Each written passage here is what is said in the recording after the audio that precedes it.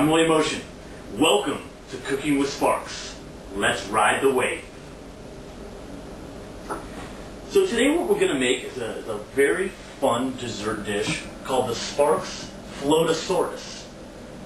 And actually this dessert dish is both geological and educational in nature, and you'll see what I mean once we kind of delve into the dish. But what we're actually going to create is the cross-section of a geological landmass through time.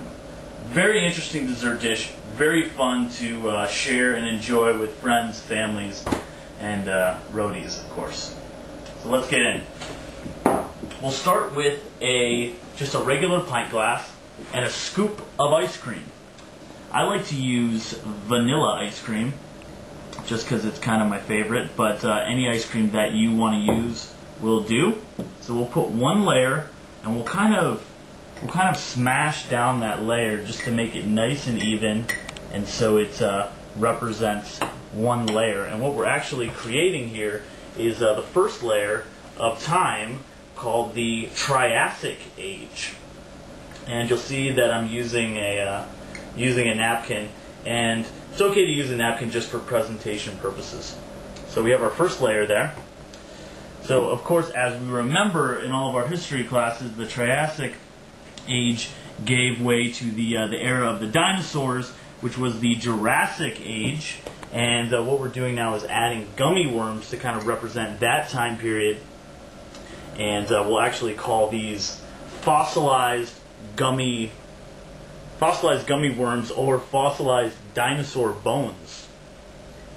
So we'll add one layer of those, and then after the dinosaurs kind of died off, we made our way into the Devonian Age, which will represent with another layer of ice cream. And I'll use vanilla again.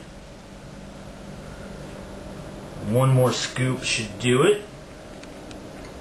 So once we have those three layers, we can kind of see that that the fossilized dinosaur bones are being covered by that first layer and beginning to be frozen. So now what we'll do is add our sparks, which is going to represent some molten lava. And we'll add that on top of the Devonian Age layer. And to top off the dish, and to bring us to present day, just some whipped cream, a nice light addition to the top of this float.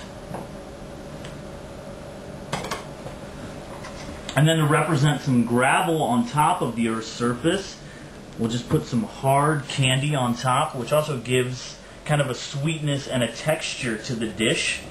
And the last ingredient is a candied peanut to represent a mountain range on top of the whole thing.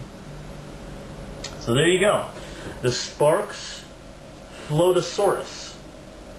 And you can kind of see that the molten lava is traveling down through all the ages. And so we'll give it to our roadie, the power here, to sample it. And you can use that spoon and kind of dig in there.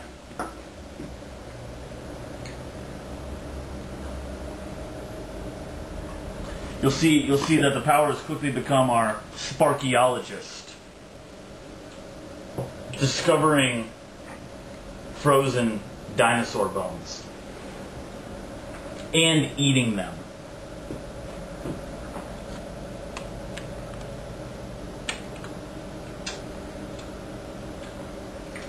So there you have it, the SPARKS Float-A-Saurus.